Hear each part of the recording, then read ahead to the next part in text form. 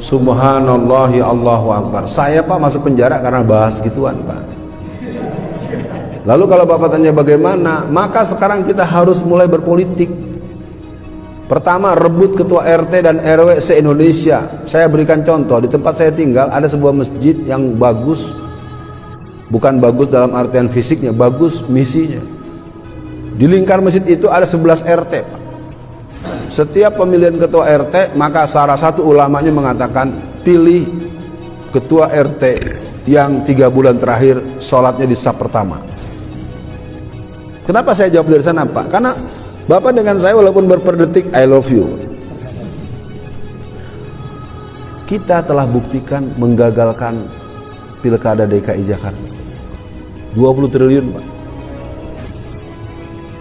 Jadi kita bisa menang, pertama kita harus bersangka baik kepada Allah, tergantung dalam sebuah hadis qudsi, aku tergantung sangka-sangka hambaku. Yang kedua, kita harus menang dengan cara merancang kemenangan. Kita itu kalau bicara politik, belum ditembak udah mati.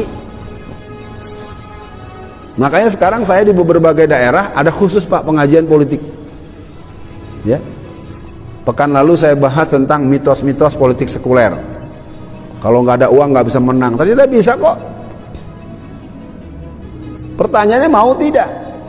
Kenapa sekarang di DPR RI ada 200 orang anak-anak PKI, cucu PKI, bahkan oknum-oknum yang pernah aktif di PKI, sekarang mereka di DPR RI? Karena tokoh-tokoh mereka membantu 100%. Sekarang saya tanya masyarakat, Bapak selama hidup pernah nggak ngasih sumbangan buat caleg 100.000 aja? Enggak kan? Karena kebanyakan kita malah minta sama caleg. Negeri ini tidak akan pernah bisa diselamatkan kecuali hanya oleh gerakan umat Islam totalitas bekerja sama dengan rakyat umum, dengan tentara. The community of citizen Indonesia adalah Muslim. Jadi kalau Muslim yang mayoritas malah tidak diberikan peran, itu berarti sebuah kedunguan sosiologis. Bagaimana mungkin negara yang diisi mayoritas Muslim, pribumi Muslim, tapi yang mayoritasnya ditindas? Siapa yang menindas? Tirani minoritas yang tadi antum terangkan. Apa artinya? Karena kita telah membohongi dan membodohi diri kita. Kita biarkan negara kita dijajah. Jadi kita itu sebenarnya sedang dijajah dan masih dijajah dan akan terus dijajah. Cuman yang menjajah orang yang ngurus negara kita sendiri. Itu persis dengan ceramahnya Bung Karno tahun 60-an. Nanti saudara-saudara akan mengalami di mana pemerintahan saudara adalah lebih kejam dari para penjajah. Tuh, Soekarno pernah bilang begitu. Nah sekarang pengikut Soekarno ada di mana? Ada di foto-foto di tembok-tembok. Tapi apa? Tidak boleh ada pengajian. Ibu-ibu kalau ikut pengajian nanti tidak memperhatikan suaminya. Ya, yang kedua apalagi? Nggak boleh ada masjid ini pusat perpecahan. Ya. Nah kalau orang seperti begitu, lalu kemudian dia dipuji-puji dan kemudian dapat gelar profesor.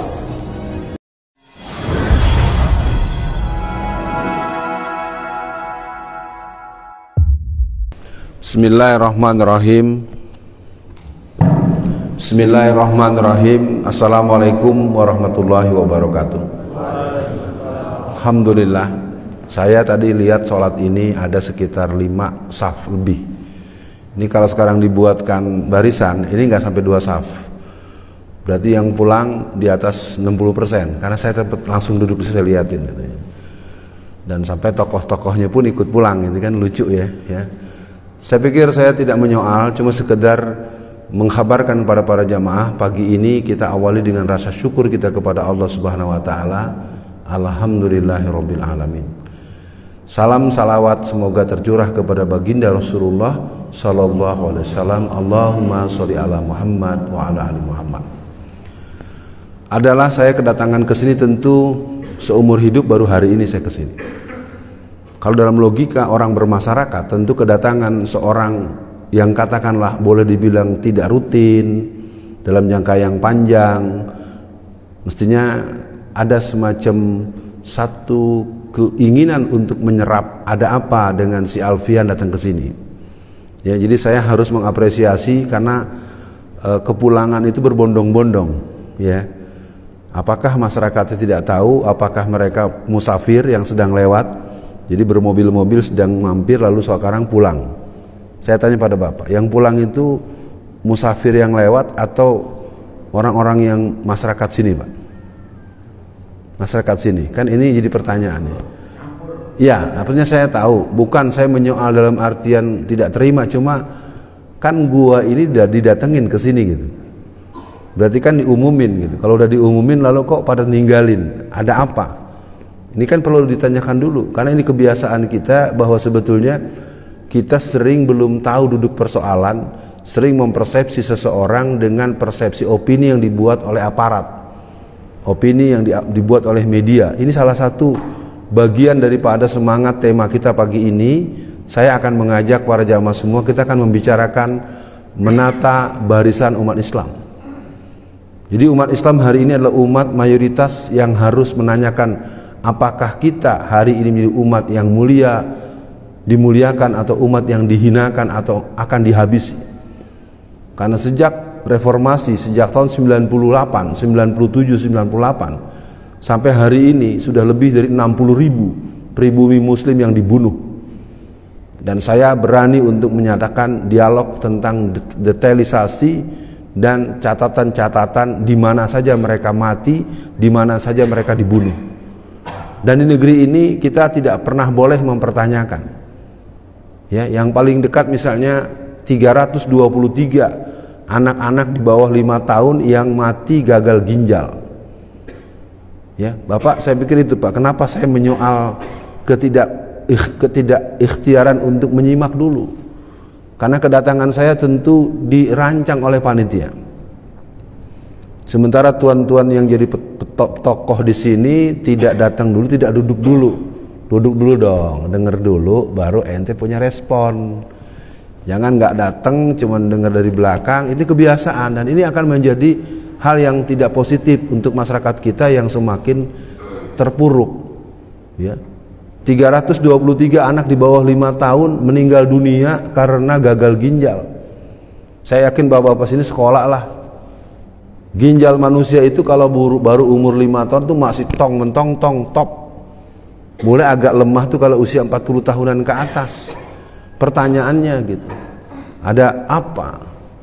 Jadi kalau boleh saya bilang pada pertemuan pagi ini, para jamaah, mari saya ajak semua untuk menyimak. Nanti kita punya tanya jawab tentang apa-apa yang mungkin kita bicarakan. Saya diberi waktu sampai jam 6 lewat 5 menit atau 10 menit. Maka waktu yang diberikan tidak saya komplain, tidak saya persoalkan, tapi ya mungkin memang jadi lucu gitu, datang jauh-jauh dipatok, dibanderol gitu kan, padahal yang datang aja udah pulang kan gitu. Jadi akhirnya ini gue datang sebenarnya diniatin nggak sih sama pengurus masjid?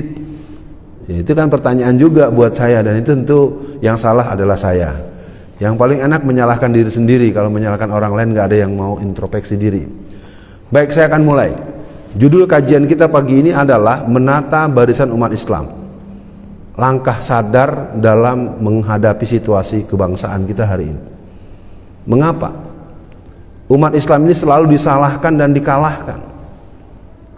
Sudah berapa kali para pemilik hak untuk berangkat haji tidak berangkat? Karena uang mereka itu sudah lunas. Kalau kita bandingkan saja dengan sebuah negara yang usianya baru 2 tahun yang bernama Afghanistan. Afghanistan di bawah kepemimpinan Akhundzada tahun kemarin, tahun 2022 itu bisa mengembalikan ONH. Bukan artian dikembalikan lalu mereka tidak berangkat. Mereka berangkat, ternyata menurut kalkulasi hitungan pemerintah Afghanistan, uang haji mereka itu berlebih. Dikembalikan sebanyak $515 dengan ekivalen dengan 7 juta rupiah. Sekarang masyarakat kita ada yang daftar haji nunggunya 70 tahun, ada yang 45 tahun, ada yang 30 tahun. Ya. Coba kalau sekarang usia dia 50 tahun, lalu harus nunggu 45 tahun. Jadi di negeri ini saya ingin katakan dalam urusan-urusan yang berhubungan dengan masyarakat pribumi, apalagi masyarakat muslim, para aparat di banyak posisi, para birokrat di banyak posisi, kerjanya kalau bisa dipersulit kenapa dipermudah? Kira-kira omongan saya benar apa salah? Ini kan persoalan. Kenapa tuan-tuan belum duduk baik-baik, menyimak baik-baik, sudah pulang duluan? Ayo kita ngobrol.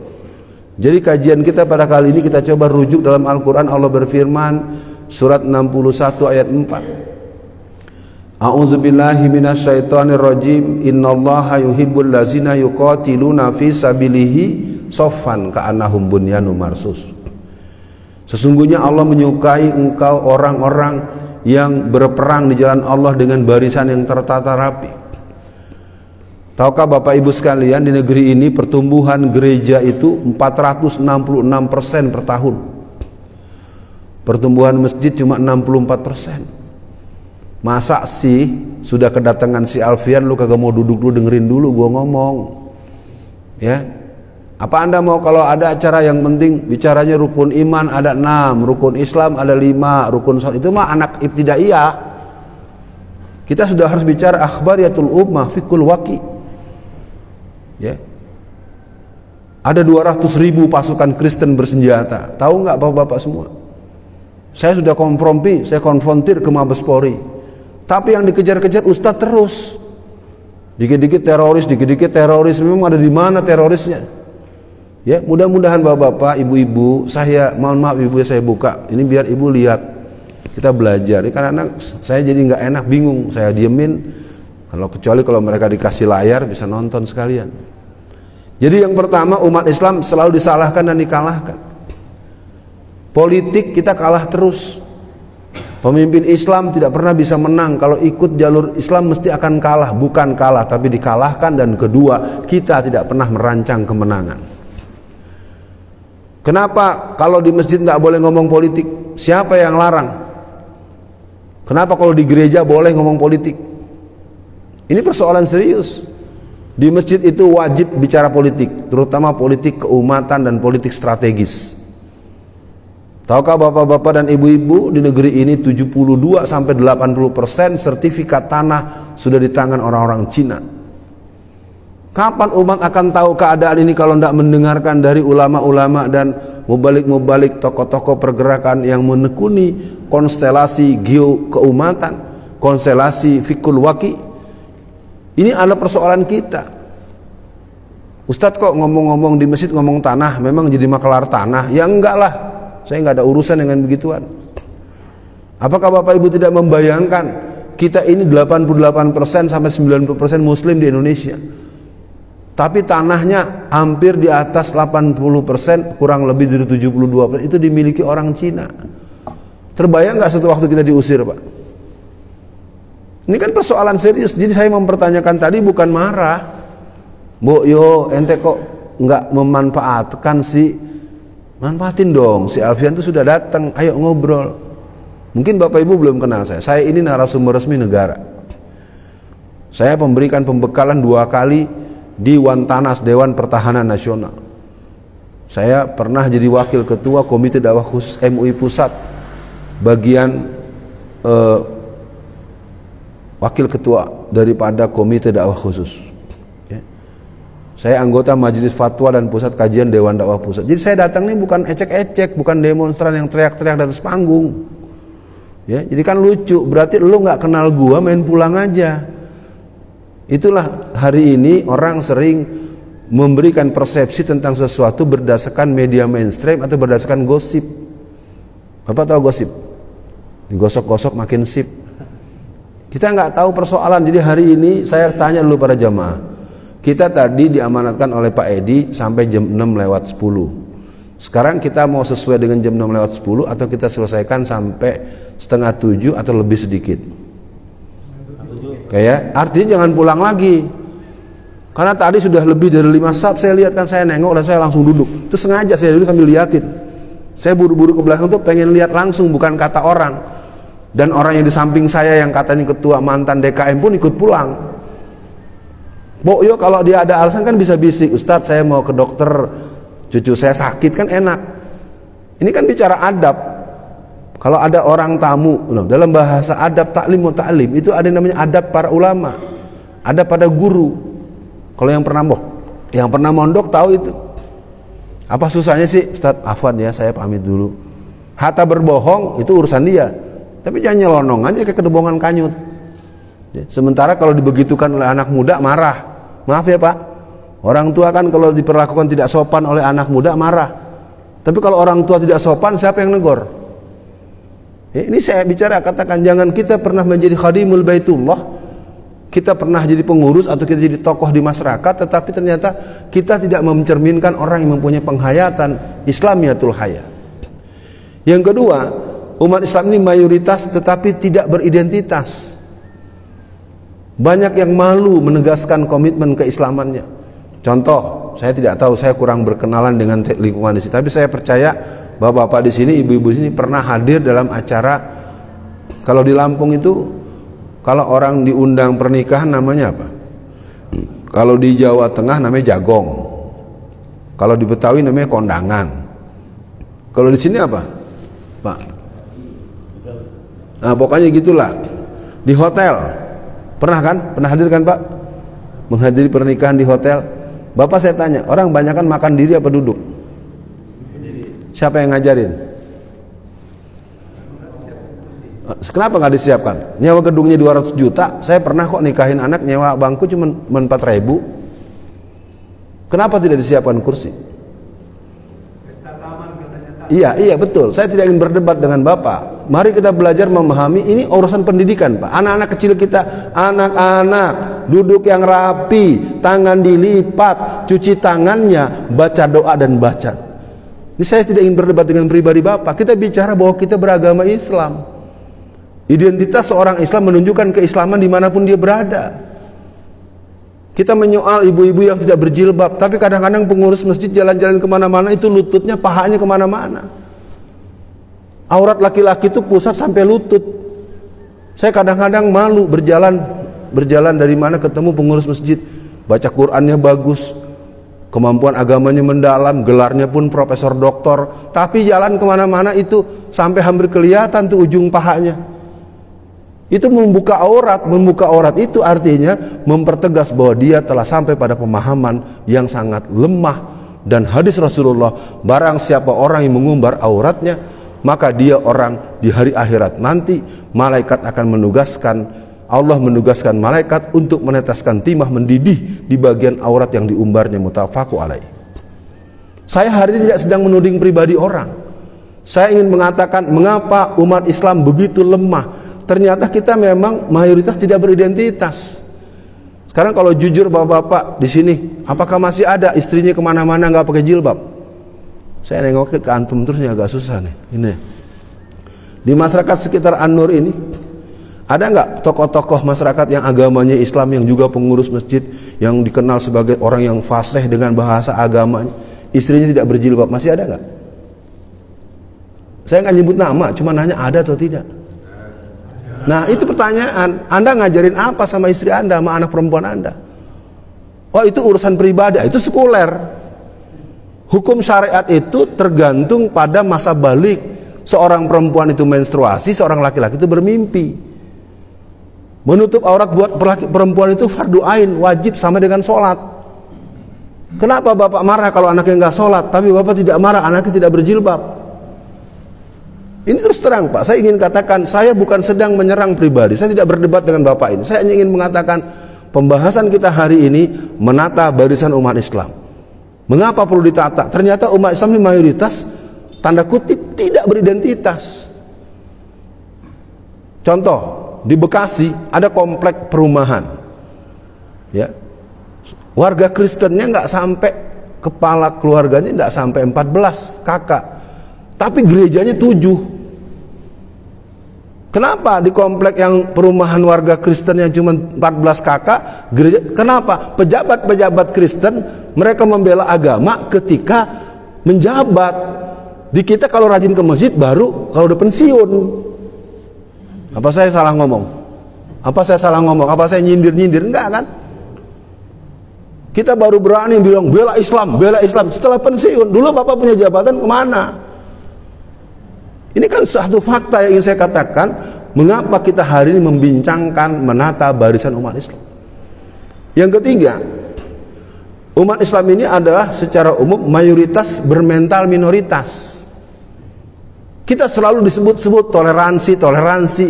Orang lain Natalan, kita yang pusing, akhirnya kita yang bertengkar.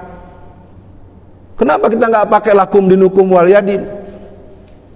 Ya, punya warung, punya toko, punya restoran, ketika musim Natal semuanya pakai Sinterklas. Alasannya biar dagangannya laku. Ya, ini kan satu fakta bahwa kita hidup sebagai muslim, identitas kita identitas situasional. Kalau ke masjid nutup aurat, tapi kalau di jalan itu pahanya kemana-mana. Laki-laki nggak boleh pak, kelihatan paha depan umum pak. Tapi saya sering bertemu pengurus masjid, tokoh masyarakat, tokoh ormas Islam, jalan kemana-mana petang-tang poteng-teng, alasan jogging, itu pahanya kemana-mana. Bapak marah dengan saya ngomong begini? Ini kan fakta pak, ini ajaran Islam. Antum udah pada tua, umur dan 60, saya juga udah mau 60, umur saya bukan muda. Jadi ternyata kita ini umat Islam tetapi tidak menjiwai Islam pada hal-hal yang sebetulnya harus menyatu dengan diri kita.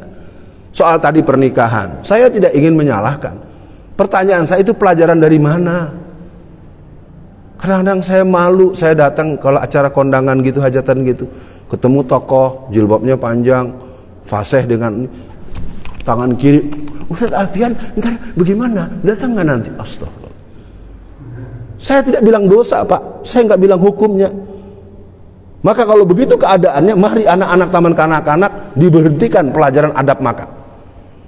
Bapak punya cucu sekolah di taman kanak-kanak, anak-anak duduk yang rapi, cuci tangannya, makan duduk. Lalu kenapa anak-anak PAUD, anak-anak SD, anak-anak TK makannya diajarkan duduk tangan kanan, cuci tangan, baca doa, lalu bapaknya, lalu kakeknya makan sambil diri, jalan-jalan tangan kanan kiri sambil ngobrol.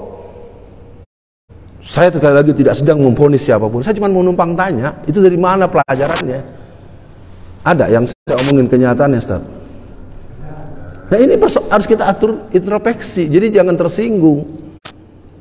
Kita ini berkumpul hari ini, saya menyampaikan satu tema, menata barisan umat Islam. Kita ini mayoritas, kita punya undang-undang dasar 45 pasal 29 ayat 1. Tiap-tiap warga negara berhak untuk, ayat 2 ya, ayat pertama, negara berdasarkan ketuhanan yang Maha Esa. Ayat 2, tiap-tiap warga negara berhak untuk menjalankan agamanya masing-masing. Tahukah Bapak Ibu sekalian, jilbab di Indonesia itu baru diperbolehkan tanggal 16 April tahun 1991. Anak-anak sekolah umum maksud saya, SD, SMP, SMA, perguruan tinggi se-Indonesia yang perguruan seperti UI, ITB, IPB, itu masa-masa tahun 90, 89 nggak boleh pakai jilbab Pak.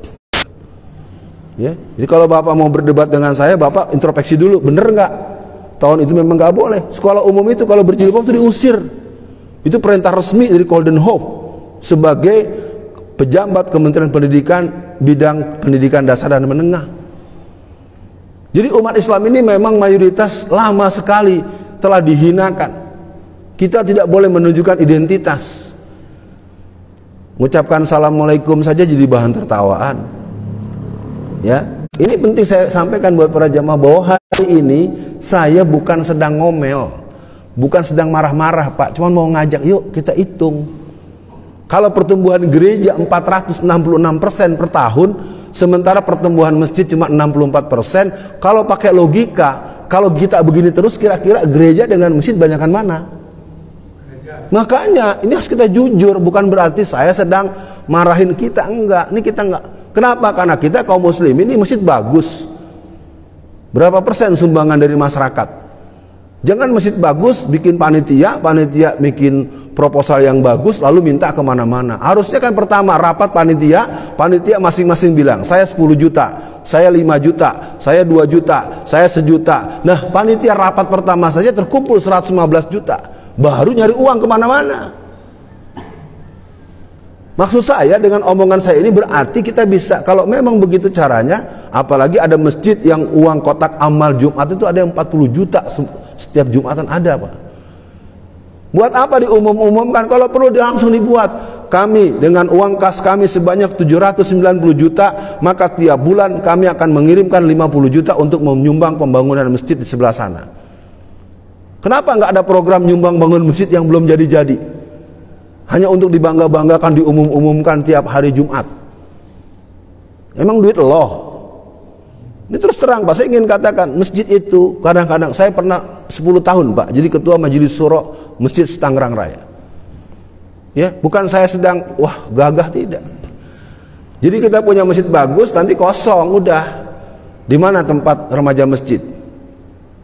Mana pengurusnya yang ada sekarang? Antum. Di mana kantor sekretariat remaja masjidnya? Ada kantornya, ada tempatnya, ada orangnya, ada pengurusnya. Bagus. Di mana kantor pengajian ibu-ibu? Ibu-ibu kan paling rutin tuh. Itu namanya tempat belajar, bukan kantornya, beda. Kantor dengan ruang belajar itu penting. Di mana kalau ada tamu lewat, musafir lewat, dikasih tidurnya di mana? Nah, itu pertanyaan, kenapa nggak dibuat? Maksud saya bukan berarti saya menuntut itu dan ini. Kita kadang-kadang orang mau sholat nggak bisa masuk, digembok. Iya, bukan di sini. Saya sedang berbicara, jangan lalu baper begitu. Saya bukan sedang baper ini. Ya, ini pada baper-baper nih, bapak ini baper gitu ya. Orang saya nggak ngurus pribadi bapak, saya nggak nyerang pribadi antum. Saya bicara umum. Pertumbuhan gereja 466%. Itu persoalan umum umat kita, bukan saya lagi bicara Masjid An-Nur. Nah, oke ya, berikutnya adalah lemah di banyak bidang, terutama ekonomi dan politik. Ya. Bapak tahu, Ibu tahu bahwa ekonomi kita lemah itu bukan takdir, tapi dilemahkan. Tahukah keberadaan yang namanya retail? Maka di Sumatera Barat, terutama di Kota Padang, itu tidak ada Indomaret dan Alfamart.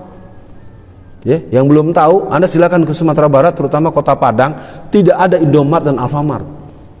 Nol, Pak. Kenapa? Riset dari Fakultas Ekonomi perguruan tinggi yang ternama di Indonesia, keberadaan satu pusat perbelanjaan yang namanya Anda tahu kan, itu merusak dan mematikan 12 warung Pak Haji. Nah, perbincangan seperti ini, Mbok yo, ayo kita ngobrol, jangan pulang buru-buru Bang. Kita ngobrol nih gimana anak-anak kita, bagaimana remaja masjid kita, bagaimana ke depannya. Nah, yang keempat ini adalah kita punya persoalan serius, apalagi bidang politik. Ustadznya siapa? Ustadz Raffian Tanjung. Bilangin ya, kalau ceramah jangan ngomong politik. Emang saya ngomong apa dari tadi? Yang namanya politik di masjid itu wajib dibahas. Politik keumatan dan politik strategis. Yang tidak boleh saya mengkampanyekan partai saya, itu nggak boleh. Atau saya mengkampanyekan karena saya nyalek atau saya jadi bupati, saya nggak boleh. Bapak harus larang. Nggak boleh calon bupati ngomong kampanye, itu nggak boleh. Itu namanya kampanye pribadi. Tapi harus dikatakan pilih pemimpin yang beragama Islam, itu wajib. Makanya Jakarta kita bisa menang, walaupun si Ahok modalnya 20 triliun Pak, menang. Karena nggak bisa ngerebut kepemimpinan, maka ibu kota dipindahin. Ya, jadi serius. Ini salah satu kondisi umat Islam adalah lemah dalam perspektif dan mentalitas berpolitik. Politik itu wajib di masjid. Kalau enggak jangan pakai Quran Anda hidup. Ya ayyuhallazina amanu udkhulu fisilmi kafah. Orang Islam itu harus menyeluruh. Pengurus masjid syaratnya cuma 2. 1, orangnya tertib ibadahnya. 2, hanya takut pada Allah.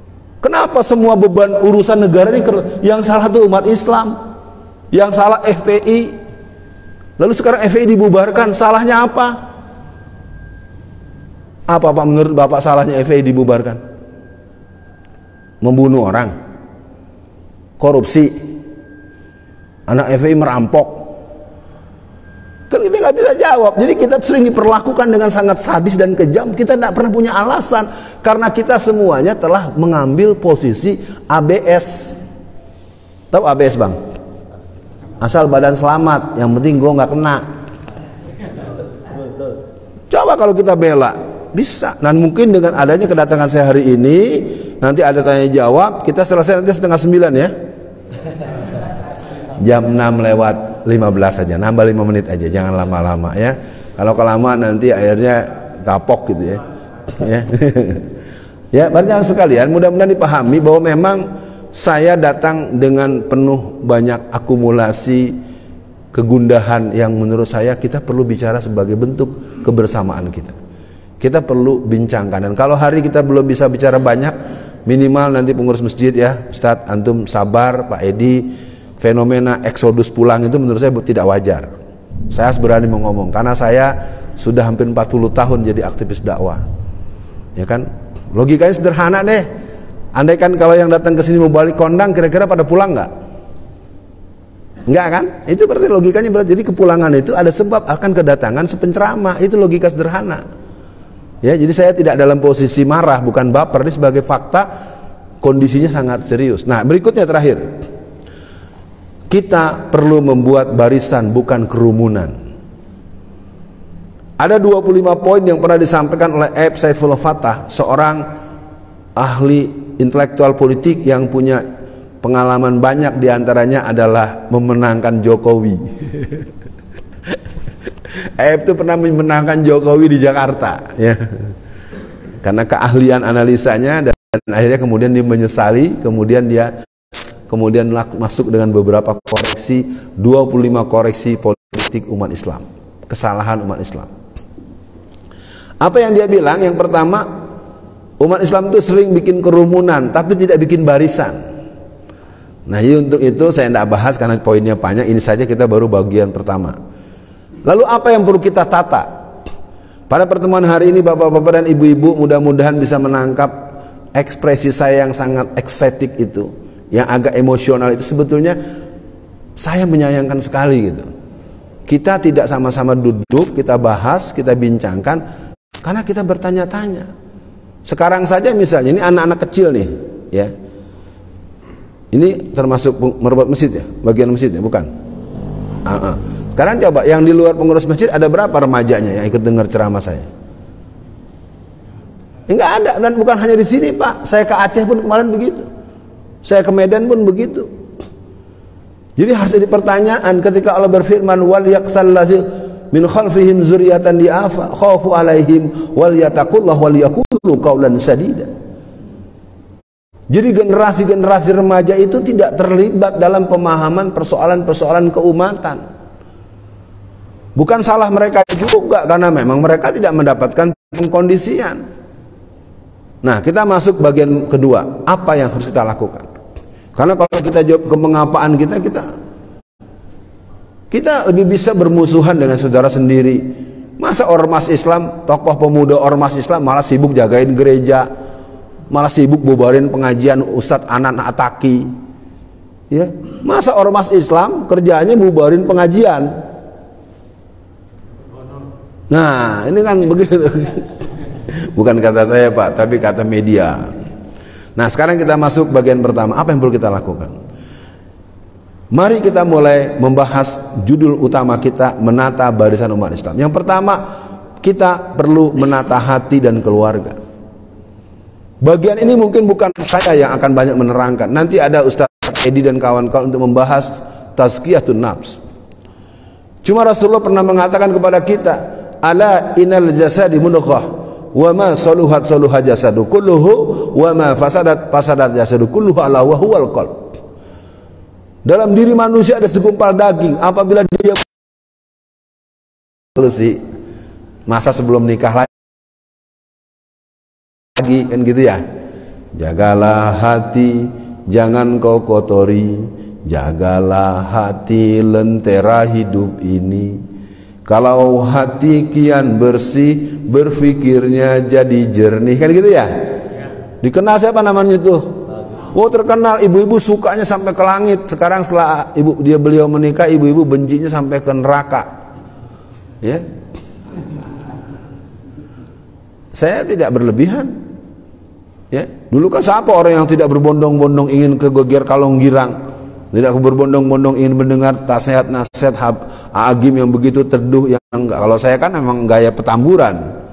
Ya, saya emang gaya nektar kan. Tapi kan walaupun Bapak Ibu mencoba menyimak apa yang saya sampaikan, benar juga nih. Kita harus introspeksi diri. Mumpung masih ada kurang lebih 2 minggu ke depan kita Ramadan, ayo disiapkan tema-temanya. Datangkan guru-guru yang punya mutu, dan yang paling penting, latihkan remaja untuk bertausiah.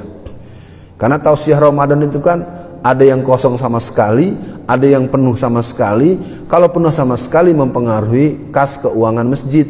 Udah, anak-anak remaja disuruh maju. Ntar berikan hadiah, misalnya apa? Belikan buku 1. Kok ini kasih. Menjadi remaja di akhir zaman. Cari ke toko buku, kan bisa juga di online play. Buku-buku ini paling harganya nggak sampai 40.000, 50.000. Maksudnya sebagai pengurus masjid, lakukan kegiatan-kegiatan yang punya daya pancar edukasi. Jangan hanya rutinitas, dan rutinitas itu biasanya membosankan. Nah, baik, mari kita masuk bagian ini. Menata diri dan keluarga. Yang pertama, menata hati. Yang berikutnya, menata kebersamaan. Saya wajar mempertanyakan, karena saya ini kan perjalanan saya ini sekitar lebih dari 700 km sampai ke sini, lebih bahkan hampir 1000, karena kan saya dari Solo ke Banten, Banten ke sini, itu kan jauh Pak. Sampai di sini ditinggal kabur, ditinggal pulang jemaahnya. Kan saya berasa Pak, namanya saya, oh berarti ini nggak diumumin apa nggak tahu gitu, bukan marah, bukan, ya nggak ada yang marah dari tadi, ya kan diumumin dari sebelum sholat. Oke, pulang. Saya pikir kan ada juga bekas mantan ketua DKM. Mbok yang ngomong kayak sama gua, orang duduk samping gua tadi. Pak, saya permisi dulu ya, kan enak gitu ya. Ini kan artinya apa? Bahwa kita tidak sampai kepada wilayah kesatuan hati. Padahal yang namanya orang beriman, wal mu'minin wal mu'minatin kalbunyanuhum yasduhum ba'duhum ba'd. Bahkan Quran mengatakan innamal mu'minuna ikhwatun fa aslihu baina akhawaikum wattaqullaha la'allakum turhamun. Kita ini kan udah pengajian terus menerus, dengar khutbah Jumat terus menerus, Maulid Nabi, Isra Mi'raj terus menerus. Masa nggak nyantel bahwa kita bersaudara? Kalau saudara Bapak dengan saya bersaudara, kita udah kenal begini. Lalu saya lagi ceramah, Bapak pengen ke toilet kan paling acung tangan kan? Ya, nggak main pergi aja. Nah, ini sebagai catatan bahwa kita perlu menata kebersamaan. Yang ketiga, menata keluarga samawa. Apa samawa? Nah, pertanyaan sekarang, ada di mana keluarga samawa itu? Saya ingin katakan dengan berat hati, yang ada hari ini keluarga yang seolah-olah samawa. Bapak kelihatan cerah ceria, padahal di rumah Bapak udah nggak dianggap oleh anak sama istri. Tahu saya, Bapak dianggap karena Bapak waktu dinas dulu uangnya banyak, sering ngasih uang belanja dan beli bonus. Ketika Bapak pensiun di rumah terus, kadang-kadang makan pun nggak disiapin. Bapak nggak usah ngaku Pak, nggak usah ngaku, itu fakta. Ya. Iya, kemesraan tidak muncul di saat keluarga itu sudah berjalan 30-40 tahun. Padahal dalam Islam itu harus dijaga. Jadi kalau saya sedang bersama istri saya tuntun. Kalau saya duduk makan, kadang-kadang saya suapin. Nggak harus, justru kalau yang remaja malah nggak boleh, orang belum nikah kok. Ya. Karena ada hadis Nabi. Barang siapa seorang laki-laki dalam kesempatan tertentu dia duduk bersama makan dengan istrinya, lalu dia menyuapkan ke mulut istrinya makanan, itulah diantara tanda laki-laki yang soleh. Ya pernah nggak Bapak nyuapin istri sekarang? Enggak kan? Malu, udah tua. Loh, saya nggak baca dalil ngarang-ngarang loh Pak. Bapak boleh cek nanti. Kalau untuk nomor hadis nanti Ustaz Adi Hidayat bisa nyebutin nomornya. Ya, jadi clear ya. Mudah-mudahan hari ini setelah kita nanti menjelang dialog dan pulang, Bapak-bapak yang dengar saya nggak pakai tersinggung. Ini nggak ada tersinggung-tersinggung. Kita sedang berpikir supaya Masjid An-Nur ini sesuai dengan namanya, cahaya, memancar. Nah, yang kedua, apa yang perlu kita tata? Menata hubungan dengan orang-orang terdekat. Yang pertama dengan sanak famili. Dalam pengalaman saya pribadi maupun pengalaman bermasyarakat, ternyata orang kadang-kadang kakak beradik saja tidak bersapaan puluhan tahun. Saya tidak mengatakan Bapak ya, menurut pengalaman Bapak bergaul, ada nggak yang begitu Pak? Nah, makanya, kenapa bisa begitu? Hidup cuma sekali, mati sudah pasti. Hidup cuma sekali, mati pasti, tapi tidak akur kakak dan adik. Sebabnya nggak jelas. Ujung-ujungnya sih pengen nguasain harta warisan, biasa begitu. Itu saya udah pelajari, dan kadang-kadang pelakunya ustadz. Maksudnya bukan saya, tapi orang yang dikenal tokoh agama. Saya ingat satu hari saya mengisi pengajian ibu-ibu, itu jamaah tuh menangis. Ustadz, bapak saya kan sudah meninggal 20 tahun yang lalu. Rumah di Jakarta itu kalau dijual harganya sekitar 24 M. Kita berkeluarga, ada adik 3, kakak 2, tapi salah satu anak almarhum itu jadi ustadz terkenal. Semua warisannya diambil. Ternyata kalau udah urusan harta, nggak ada saudaranya, nggak ada ustadz, nggak ada urusan dengan ustadz. Nah itu penting kita bangun di sini. Ayo kita tata kebersamaan dengan sanak famili. Terus apa? Menata sesama komunitas warga.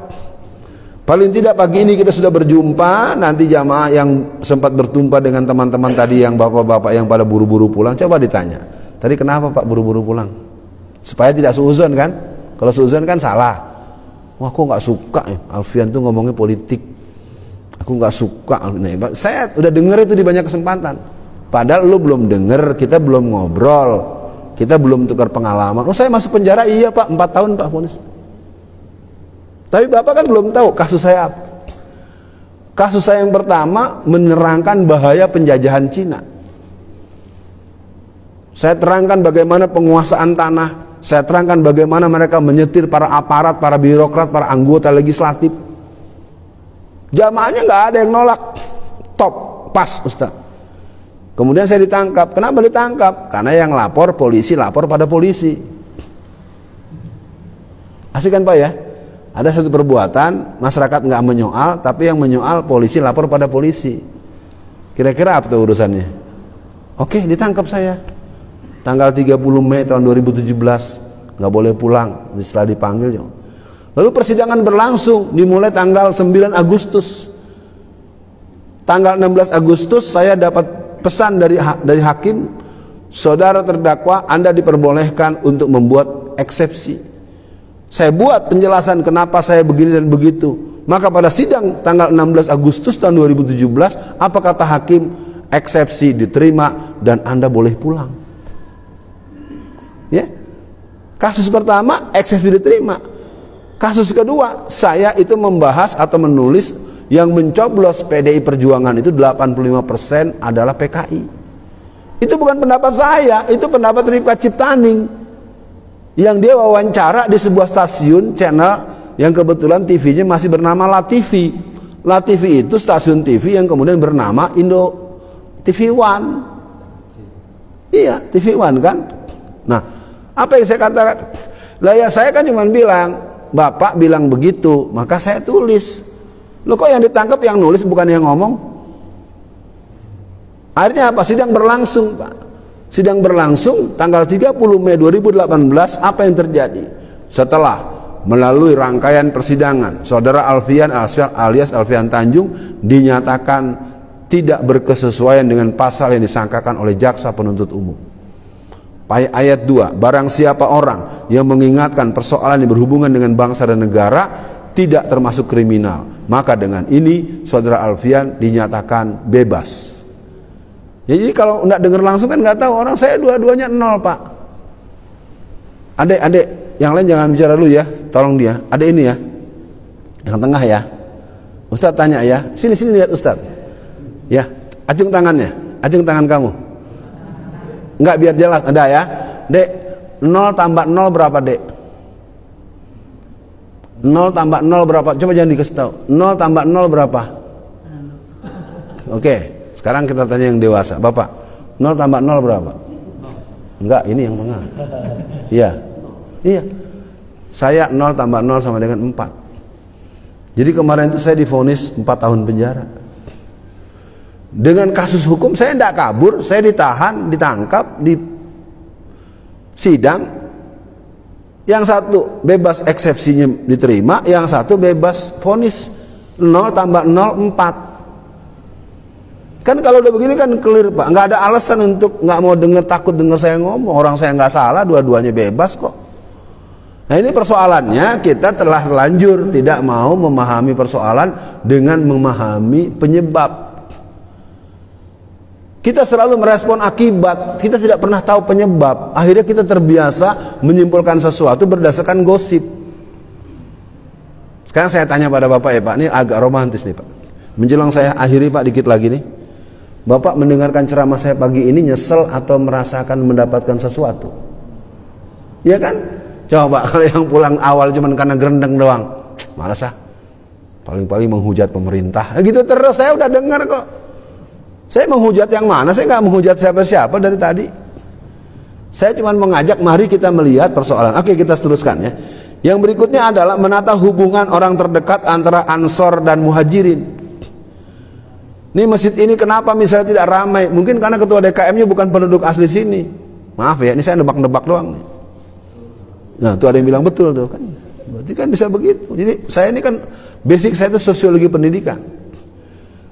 Saya dosen mata kuliah ilmu pendidikan, di antaranya mata kuliah asuhan saya itu sosiologi pendidikan. Dalam teori sosial itu ada yang namanya in group out group. Ada yang namanya sistem, pokoknya aku nggak mau kalau dia, nggak jelas walaupun salah benar nggak jelas, pokoknya udah nggak mau saja. In group out group. Ya, itu nanti lain waktu kita bahas. Nanti ada pertanyaan. Kita masuk bagian berikut. Nah, yang berikutnya adalah manajemen organisasi keumatan masjid. Ada masjid namanya Jogokarian Pak di Jogja.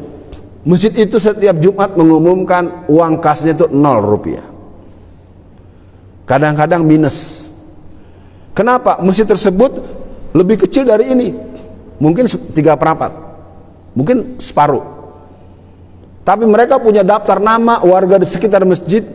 Ada 3 kelompok. Ada yang super miskin, ada yang miskin, ada yang fakir tapi susah.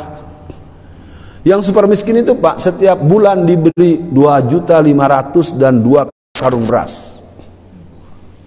Dia tahu sekarang apa fungsi Masjid An-Nur buat masyarakat.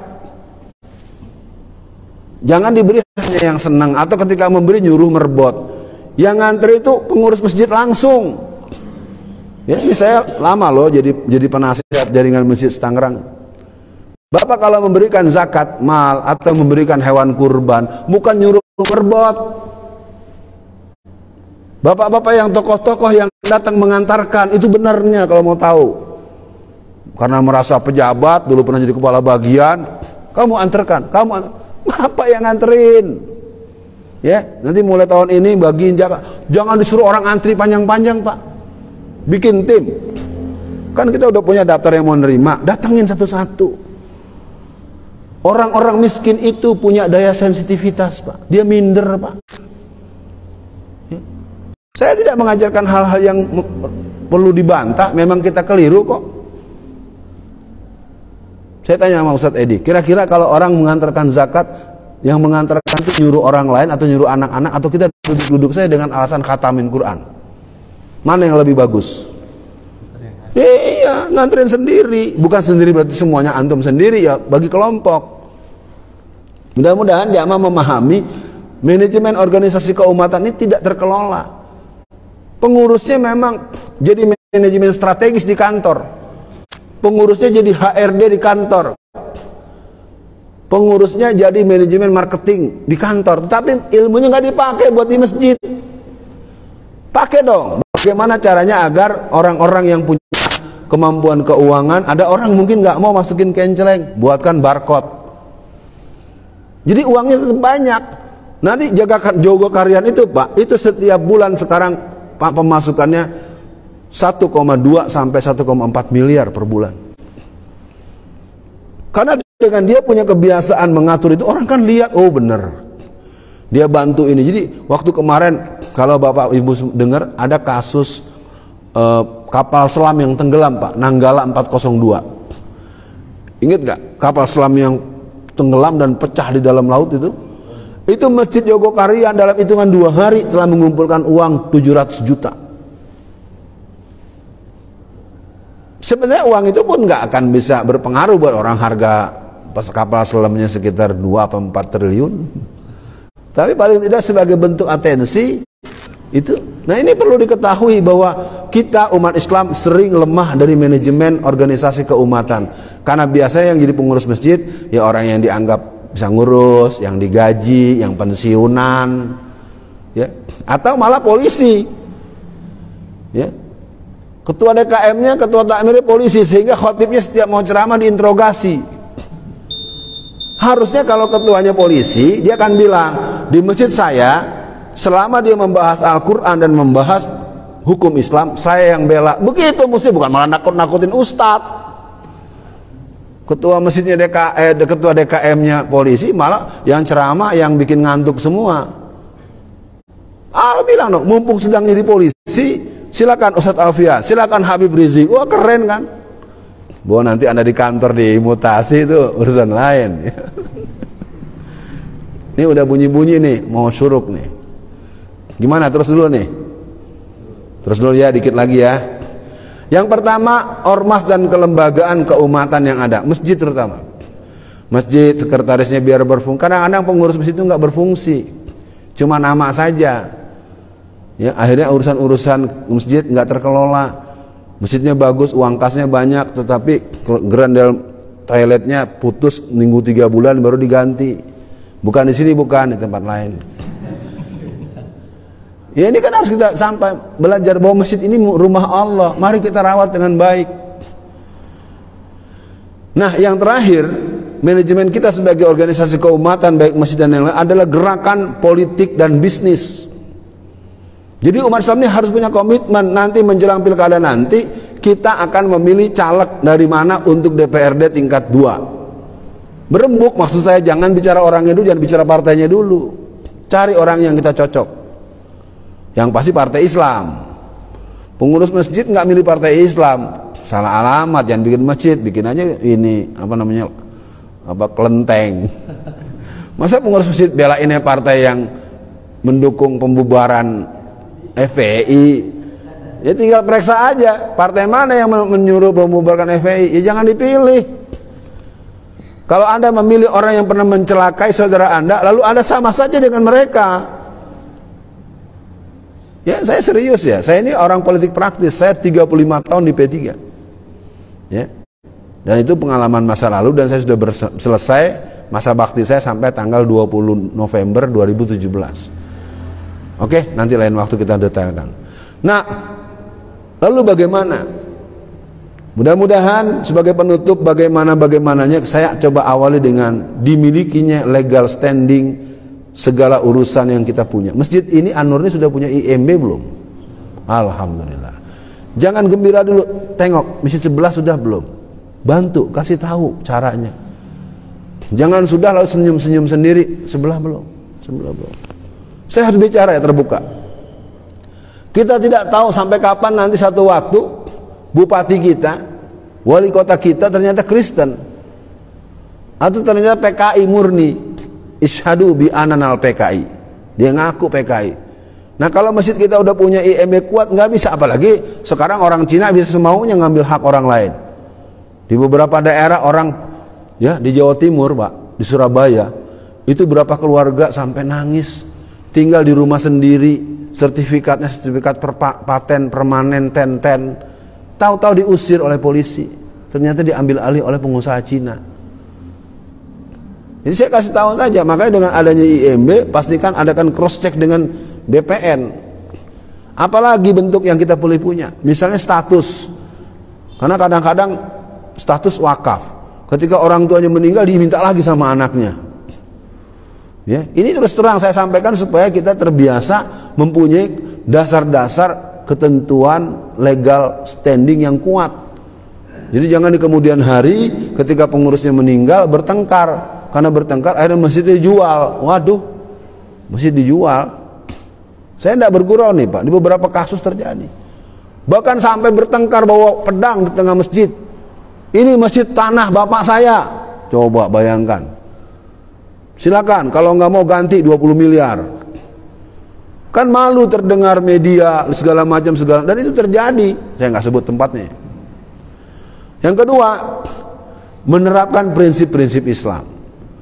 Jadi kita hari ini sedang membahas tentang menata barisan. Mari kita mulai. Apa diantaranya? Tawasobil haq, tawasobil sober, wa tawasobil marhamah. Kita cukupkan dulu karena waktunya mungkin waktu hari kerja. Yang lain-lainnya adalah menyatukan, menguatkan, menyempurnakan, memberikan peran yang luas kepada generasi muda. Ya, tadi imamnya masih muda, alhamdulillah. Kita butuh khotib Jumat di sini yang umur 17 tahun berapa orang? Nah, dicoba dirancang, bisa. Audisi di TV juga anak 6 tahun bagus kok ceramahnya. Ya. Saya khotib Jumat SMA kelas 2, Pak. SMA kelas 2 saya naik, dan bukan di mushola kampungan. Langsung di Masjid Lipi dan Masjid Fatmawati. Bukan karena saya hebat, Pak. Itu yang hebat guru saya. Ya. Sekarang anaknya sekolah S1, S2, S3, doktor, tapi nggak pernah jadi khotib. Padahal dulu pesantren. Nggak mau jadi khotib. Kenapa? Amplopnya dikit. Nah, saya dengar langsung, bukan saya gojekan, bukan saya lelucon, bukan saya guyonan. Kalau antum sudah kerja gaji sebulan 900 juta, tamatan pesantren, baca Quran bagus, tahsinnya bagus, tajwidnya bagus, sekali-sekali jadi khotib. Selesai khutbah bilang masjid, ini saya terima ya mukafaahnya ya, ini saya nyumbang 25 juta. Gitu. Nggak usah sombong, kalau ditolak-tolak, kalau ditolak diambil dulu terus ngasih lagi buat kas masjid. Ini terus terang para jamaah, saya ingin buka ini bukan saya ingin mengkritik kiri kanan. Akhirnya umat tidak cerdas. Kecerdasan sang anak, kecerdasan sang santri sudah hebat tamat S3 hanya untuk otak dipakai buat pengembangan perusahaan, tidak untuk mengembangkan masjid. Coba kalau dikumpulkan nih orang-orang di sekitar masjid yang sudah pada jadi pejabat, sedang ya Pak, jangan yang pensiun, yang sedang. Ada nggak di sini anaknya atau menantunya? Ajak, undang. Kalau perlu pakai seragam. Ya, polisi berseragam, bukan cuma minta foto-foto buat laporan sama atasan. Baru datang turun minta foto sama saya, lapor ke atasan. Saya bilang, emang kalau pendeta ente foto enggak? Jadi saya tanya gitu. Ya kan, coba apa urusan Pak? Kalau ustadz pakai di foto-foto, emangnya maling gua? Ya kan? Iya, jadi kan begitu. Jadi pertanyaan serius. Akhirnya kan kita jadi nggak nyaman. Ya, diidentifikasi. Kalau gereja ada pendeta digituin nggak? Ya, ini kan juga kita bertanya, ini kita mayoritas. Nggak mungkin dong pengurus mendatangkan saya ke sini kalau nggak saling bicara. Apalagi saya narasumber resmi negara di Wantanas, di Kesbangprov, di Kodrem, di Kodam. Saya Lampung ini kan termasuk Kodam Sriwijaya II ya. Betul. Iya, saya pernah didatangkan oleh Pak Brigjen Sarifudin Tipe. Saya di bandara itu disambut oleh tentara dengan mobil penjemputan khusus, tentara berbaris bersenjata. Sekarang giliran kesini pada kabur, dikiranya gua tukang apa? Lu berarti nggak kenal sama gua lo bro, belum kenal rupanya, tak kenal maka kabur gitu kan. Ya sekian dulu para pemirsa, kita sampai pada sebuah perbincangan, mudah-mudahan 3 atau 5 menit dimanfaatkan. Yang perempuan mau coba? Satu orang? Tidak mengambil kesempatan? Bapak-bapak silakan. Halo? Tidak harus bertanya, mungkin memfeedback, mungkin ingin memberikan ya, ada 2 orang. Bapak dulu silakan Pak Haji. Fadil Pak. Assalamualaikum warahmatullahi wabarakatuh. Waalaikumsalam. Jadi sebenarnya kami di daerah ini prihatin juga mendengar apa yang terjadi di pusat. Saya dengan Bapak, saya kadang-kadang bangga dengan Bapak Ustaz, karena berani menyatakan yang benar. Karena kita umat Islam pada hari ini sebenarnya bukan dalam keadaan baik-baik saja. Karena semuanya kita dikendalikan oleh penguasa-penguasa yang konon katanya orang-orang Cina. Betul. Karena setiap yang jadi pejabat itu sebenarnya dia nggak jadi bupati, dia nggak jadi gubernur kalau nggak di backup oleh para hukum-hukum Cina. Sehingga rakyat walaupun dia menjadi orang yang dipilih dia nggak bakal menang, karena dia sudah dimenangkan oleh orang-orang yang pemegang duit banyak itu Pak. Kalau kita orang Islam ini saya lihat banyak yang miskin. kata Bapak tadi karena dimiskinkan. Betul. Kalau saya nggak tahu kenapa. Tapi yang saya lihat minyak kelapa aja Pak, dulu rakyat itu bisa kebun kelapa seluas-luasnya. Ibu saya dulu di kampung bikin minyak kelapa sendiri. Sekarang nggak ada lagi, musnah. Karena semua kebun kelapa itu tidak boleh. Dan minyak kelapa yang diproduksi oleh rakyat tidak dibeli sama pemerintah. Sehingga sawit yang dibeli, yang minyak notabene yang kebun punya sawit itu adalah Ajo, Alio, yang kita pun tidak punya. Kenapa? Kita punya 1 hektar sudah luas betul rakyat. Begitu dia buah, tidak laku Pak punya rakyat yang sawit itu kan? Karena yang beli itu orang itu yang punya kebun lebar itu, yang Cina itu. Sehingga rakyat ini menjerit, tebanglah kebun sawit kan? Kebun karet, itu karet, tebang lagi kebun karet lain nih, cekek, tebang lagi, tidak laku Pak. Jadi itu kira-kira Pak, bagaimana cara kita untuk menyelesaikan ini? Iya. Supaya kita ini bersatunya punya ke tujuan yang baik, enggak ribut gitu Pak. Iya. Nah kan rakyat ini selalu dibohongi. Iya. Ya kan dikasih uang 500.000, suruh diam yang BRT itu kan. Iya. Padahal dia nggak punya lahan lagi, nggak punya tanah lagi, udah diambil dibeli oleh sama yang apa Aliong ini. Baik. Pejabat, pejabatnya siapa? Gubernur, bupati. Nah, bupati itu yang memfasilitasi ya, orang Cina-Cina itu beli Pak. Iya. Sekarang ini orang Cina itu sudah punya hak milik Pak. Iya. Kalau saya nggak tahu gitu Pak. Sehingga orang-orang pribumi ini tidak punya kesempatan lagi punya tanah. Terima kasih. Subhanallah, ya Allahu Akbar. Saya Pak masuk penjara karena bahas gituan Pak. Lalu kalau Bapak tanya bagaimana, maka sekarang kita harus mulai berpolitik. Pertama, rebut ketua RT dan RW se-Indonesia. Saya berikan contoh, di tempat saya tinggal ada sebuah masjid yang bagus. Bukan bagus dalam artian fisiknya, bagus misinya. Di lingkar masjid itu ada 11 RT Pak. Setiap pemilihan ketua RT, maka salah satu ulamanya mengatakan, pilih ketua RT yang 3 bulan terakhir sholatnya di saf pertama. Kenapa saya jawab dari sana Pak? Karena Bapak dengan saya walaupun berperdetik I love you. Kita telah buktikan menggagalkan Pilkada DKI Jakarta 20 triliun Pak. Jadi kita bisa menang, pertama kita harus bersangka baik kepada Allah, tergantung dalam sebuah hadis qudsi, aku tergantung sangka-sangka hambaku. Yang kedua, kita harus menang dengan cara merancang kemenangan. Kita itu kalau bicara politik, belum ditembak udah mati. Makanya sekarang saya di berbagai daerah ada khusus Pak pengajian politik. Ya. Pekan lalu saya bahas tentang mitos-mitos politik sekuler. Kalau nggak ada uang nggak bisa menang. Ternyata bisa kok. Pertanyaannya mau tidak? Kenapa sekarang di DPR RI ada 200 orang anak-anak PKI, cucu PKI, bahkan oknum-oknum yang pernah aktif di PKI, sekarang mereka di DPR RI? Karena tokoh-tokoh mereka membantu 100%. Sekarang saya tanya masyarakat, Bapak selama hidup pernah nggak ngasih sumbangan buat caleg 100.000 aja? Enggak kan? Karena kebanyakan kita malah minta sama caleg.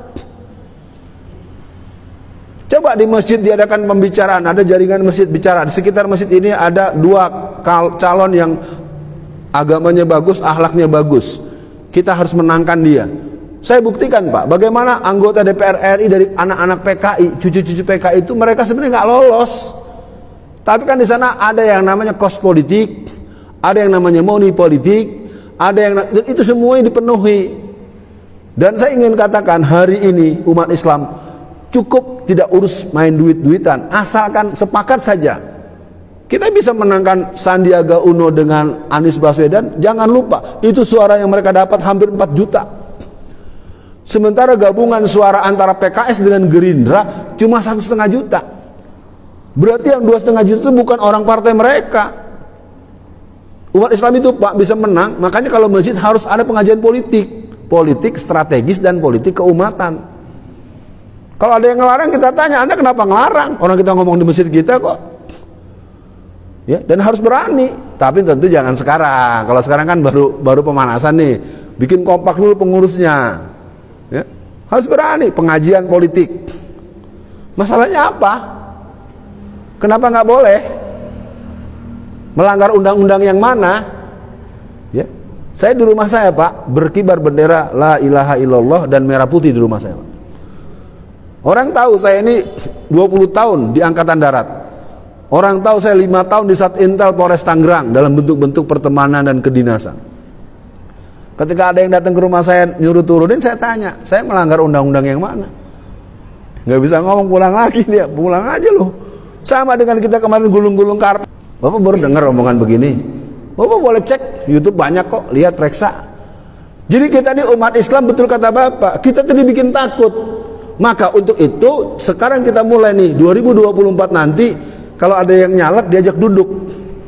Kalau perlu didudukan nih yang PKS, yang P3, yang PBB. Nanti komprominya mungkin yang umat. Kalau umat kan udah cukup lah ya. Kalau udah partai umat berarti udah jelas tuh kan ada Pak Amin Raisnya. Nah, kalau nanti PAN masih mau diambil, kalau bisa dimajuin. Terus PKB kalau ada, kalau nggak ada ya jangan. Nah, yang ada aja. Kalau yang lain bagaimana, Pak? Ya, ada urusan dengan masjid enggak? Kekuasaan dia membela Islam enggak? Kan politik kan kepentingan. Kalau kepentingannya enggak membela agama kita, ngapain kita pilih dia? Jangan terbiasa membeli penderitaan jangka panjang dengan harga murah. Jadi, Bapak, kalau boleh saya bilang, yang pertama untuk 2024 pastikan bupati kita menang. Ini kabupaten ya? Wali kota kita menang, tidak dibantu seperak pun sama Cina, Pak. Tapi nggak bisa, Pak. Iya, dan jangan anggap partai tersebut harus menang terus, tidak, Pak. Saya punya pengalaman menggagalkan calon wali kota di salah satu kota kabupaten yang ada di Banten. Saya koordinator fit and proper test. Ya. Jadi kalau partai-partai itu dia menjadi menang karena ngancem, maksa dan membohongi jumlah suara yang diperoleh. Saya nyatakan bohong, Pak. Dapatnya cuma 15.000, tulisnya 150.000. Saya 35 tahun, Pak, di P3. 4 kali nyalek, Pak. Gagal terus. Kegagalan saya ambilkan pelajaran apa? Memahami varian kecurangan. Bapak bisa bayangkan nggak, salah satu kecamatan yang punya hak suara cuma 12.000, tapi data tersebut di KPU pusat 120.000. Oh, itu terus terang. Makanya kan siapa tuh Husni Kamil Manik, ketika dia bersedia akan membongkar kebohongan itu kan nggak sampai 4 hari mati. Jadi politik itu selalu menghabisi lawannya dengan cara dibunuh, bahwa dia tidak sanggup melawan kebenaran. Maka dari itu kita bersiap 2024, kita pilih presiden yang kita punya garansi dia akan membela agama kita dan membela kepentingan umat Islam. Jangan sebut nama dulu. Pasti udah maunya saya suruh teriak nama seseorang nih. Ya, maunya begitu. Sekarang kalau Habib Rizik bisa bagaimana? Ya iya dong. Habib Rizik jadi presiden, wakilnya Anies Baswedan. Kalau dia mau kan jadi juga. Ya kan kita belum ada usaha, Pak. Kan belum diomong-omong dong. Masih ada berapa bulan ini? Umat Islam itu begitu. Dalam berpolitik ya, Pak, dimaklumi. Dalam berpolitik itu belum ditembak udah mati. Dan buat Bapak, saya acung jempol. Mudah-mudahan walaupun tidak menjawab tuntas, kita semangat, kita pilih RT dan RW. Itu penting ini. Kalau ada pemilihan RT segera diganti. Supaya nanti kartu-kartu suara kita nggak dimainkan sama dia, ntar dia yang cucuk-cucukin. Karena ada partai tertentu itu mewajibkan merebut RT dan RW. Saya sekarang mewajibkan semua tokoh Islam rebut RT dan RW. Nanti kalau Anda jadi pengurus KPPS, nggak boleh. Ini bukan punya Anda, ini harus dikembalikan. Kalaupun dimusnahkan, dipotong. Biar kita nggak boleh main curang. Kita harus menang dengan cara satria, dan kita buktikan di beberapa titik menang. Karena ini bicara strategi politik, rancangan politik, tentu pembicaraan kita di forum yang perlu lebih tertutup. Oke, Pak, ya, tidak memuaskan, kita dengarkan yang satu ini baru kita tutup. Mana tadi satu? Udah ya, habis ini selesai ya. Oh, Pak Amit. Enggak, saya mau nanya dulu nih, yang tadi nanya. Iya. Waalaikumsalam. Biar aman antum buka dulu biar orang ngomongin nggak susah. Nggak ntar tutup lagi. Oh iya ada ya. Saya memperhatikan kehidupan mahasiswa di kampus, Pak. 45 tahun yang lalu dengan saat ini itu sangat berbeda. Padahal dulu kan negara kita militer sangat kuat, tapi lebih bagus mimbar akademik sebagai penghasil generasi Jakarta jauh lebih bagus zaman Pak Harto dibanding sekarang.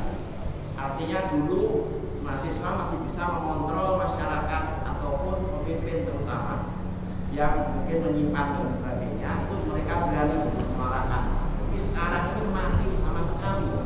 Bahkan para pemimpin kampus pun sudah ditekoi oleh para pemimpin kita yang sekarang ini untuk tidak boleh memberikan izin pada mahasiswa untuk memberi kebebasan mimbar akademik di kampus menyuarakan kepentingan masyarakat luas.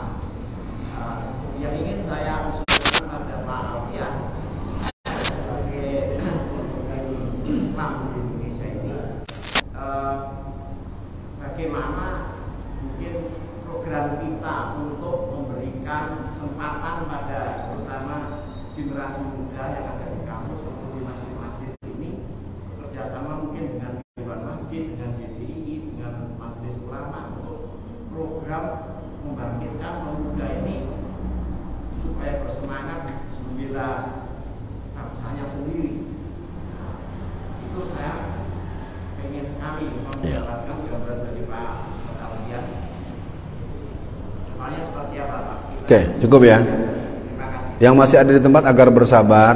Ya, saya paham Anda mau buru-buru pulang, tapi mungkin saya jawab ini baru kita sedikit berdoa. Pelumpuhan gerakan mahasiswa itu sebenarnya terjadi sejak tahun 2000-an. BEMSI atau BEM, Badan Eksekutif Mahasiswa itu diundang ke Bali, dan setiap mahasiswa itu menurut pengakuan beberapa katakanlah murid-murid saya, mahasiswa-mahasiswa saya, itu satu orang diberi 10 juta rupiah. Sekarang saya tanya sama antum, mahasiswa lagi sedang jadi mahasiswa dikasih uang 10 juta. Kira-kira lompat-lompatan gak tuh? Antum harus tahu dulu. Jadi sebenarnya pelumpuhan itu bukan di rezim ini saja. Silakan dilacak di tahun 2004 siapa presidennya? Siapa yang namanya sama dengan saya yang kerjanya melumpuhkan gerakan mahasiswa? Yang kemudian dia masuk penjara kan? Ada juga kan namanya sama dengan saya kan? Tahu nggak? Susahnya gitu kalau nggak disebut namanya. Namanya Alfian Malarangeng. Ya, dia yang menggarap seluruh anak-anak BEM, namanya BEM Nusantara, BEMSI Nusantara dikumpulkan di Bali. Itu ketua-ketua dan tokoh-tokoh itu masing-masing 10 juta dengan pesan tidak boleh berpolitik. Maka selama rezim beliau tidak pernah ada demo mahasiswa. Coba dah antum ingat-ingat. Nah, kalau generasi sekarang ini kan generasi yang memang sudah masuk pada generasi anti klimaks, yang mana mereka lebih banyak senang dengan K-pop, dengan Mobile Legend, dan permainan-permainan yang membuat mereka kehilangan daya elan pembelaan kepada kepentingan masyarakat. Gini ya Mas ya, saya ingin katakan satu kalimat, idealisme itu ternyata tidak main umur Pak. Kadang-kadang walaupun lebih muda, kadang-kadang dia lebih maruk, lebih rakus, dan lebih kehilangan malah nggak punya idealisme. Saya punya contoh. Satu hari di sebuah kampus ada seminar. Seminar itu yang mengisi seorang menteri dari kementerian tertentu. Karena Pak Menteri tidak bisa hadir, dia kirim utusan. Utusannya seorang profesor di bidang yang dikuasai dan persis dengan tema yang diminta panitia. Selesai acara, ternyata panitia menyediakan uang sekitar 10-15 juta dalam amplop. Apa kata asisten menteri? Saya tidak perlu menerima uang ini. Mendengar begitu panitianya girang, gembira, akhirnya direbut itu amplopnya pecah, uang berhamburan di jalan raya, dan mereka mahasiswa itu pada berebut mengambil uang itu. Saya melihat dengan mata kepala sendiri, saya, ya Allah. Artinya apa yang saya katakan? Kalau Anda tadi mengusulkan dan saya acung jempol, dan saya berharap mudah-mudahan ini bagian dari perkenalan kita yang bisa kita regulasikan. Karena generasi muda itu harus mendapatkan, tapi saya bangga dengan anak-anak ini. Adik bertiga, Assalamualaikum. Mereka tuh menyimak loh Pak. Dari tadi saya bicara menyimak. Ini bapaknya ya. Semoga antum diberkahi Allah. Dulu ada tokoh namanya Isya Ansari. Isya Ansari itu nanti saya teruskan ya. Saya lagi kepincut ini dulu nih. Isya Ansari itu punya anak namanya Endang Saifuddin Ansari. Ketika Endang Saifuddin Ansari itu menulis disertasi S3-nya di Amerika, dia ditanya oleh dosen pembimbing, Anda begitu fasih menjelaskan tentang perjuangan politik umat Islam.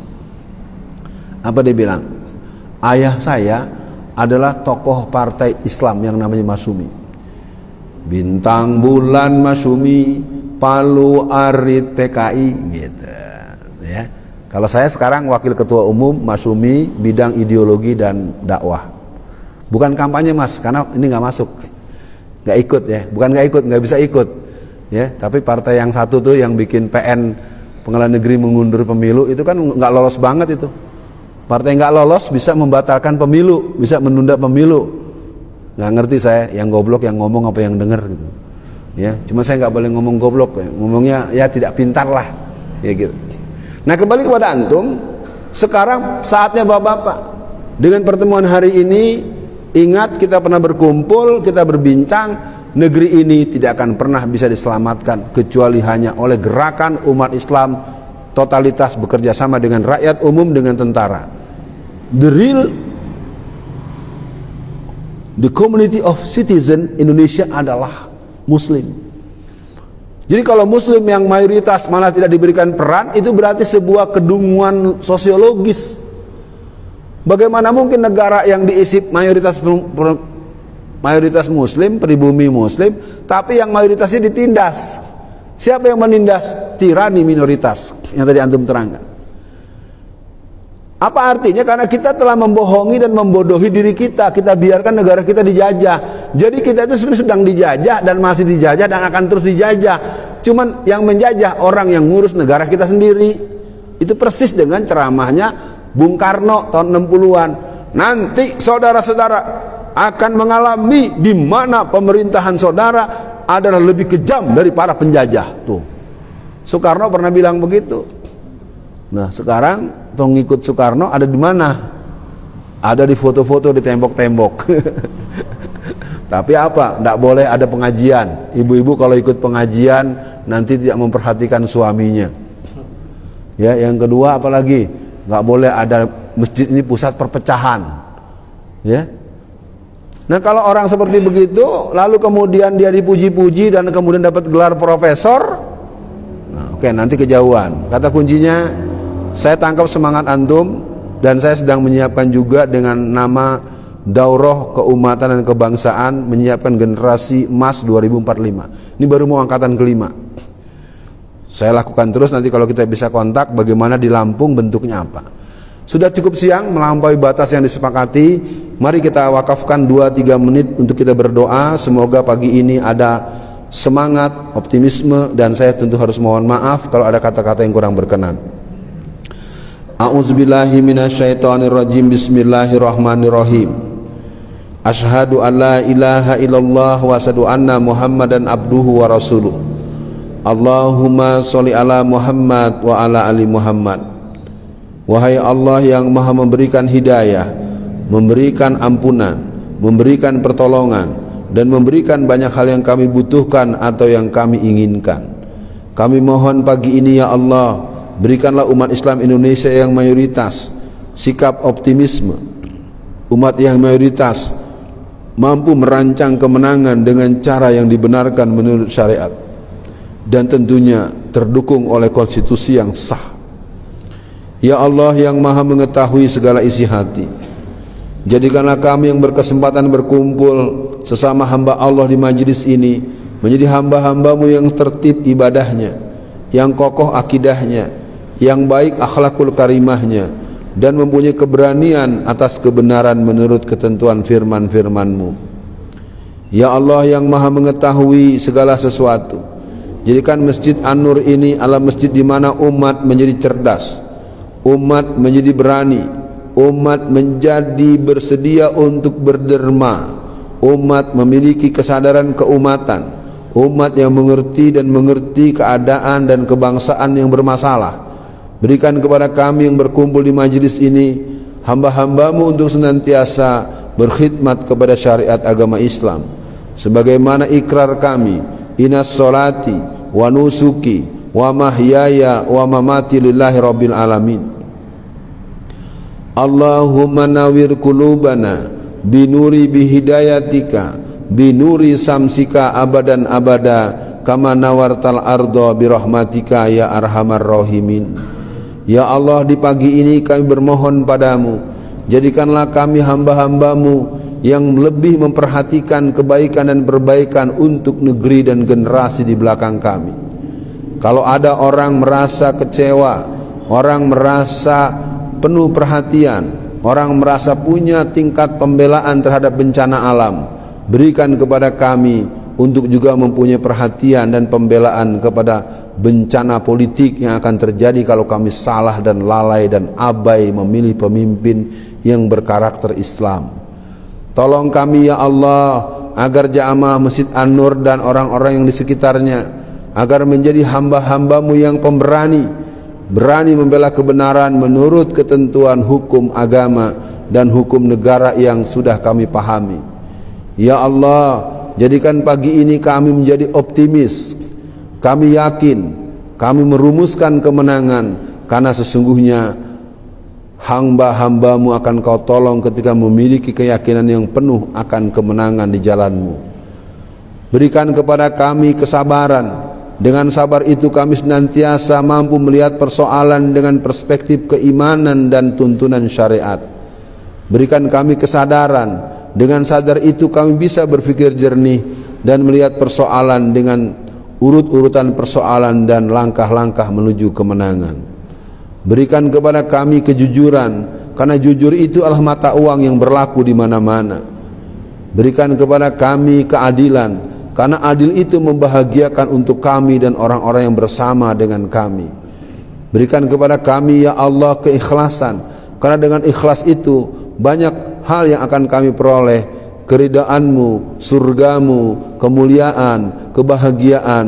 Dan pagi ini kami mohon padamu ya Allah, Allahumma alfi baina qulubina wa aslih zata bainina wahdina subulas salam minaz zulumati ilan nur wa jannibna al fawahisa ma zahara minha wa ma batan wa barik lana fi asma'ina wa absarina wa qulubina wa azwajina wa zurriyatina innaka antat tawwabur rahim.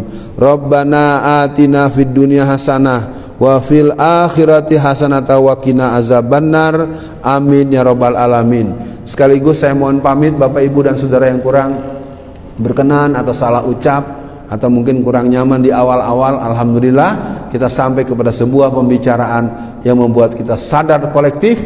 Kita akan merebut negeri ini dengan tokoh-tokoh Islam menjadi legislatif di tingkatan dan menjadi wali kota, bupati, gubernur yang berjiwa Islam. Assalamualaikum warahmatullahi wabarakatuh.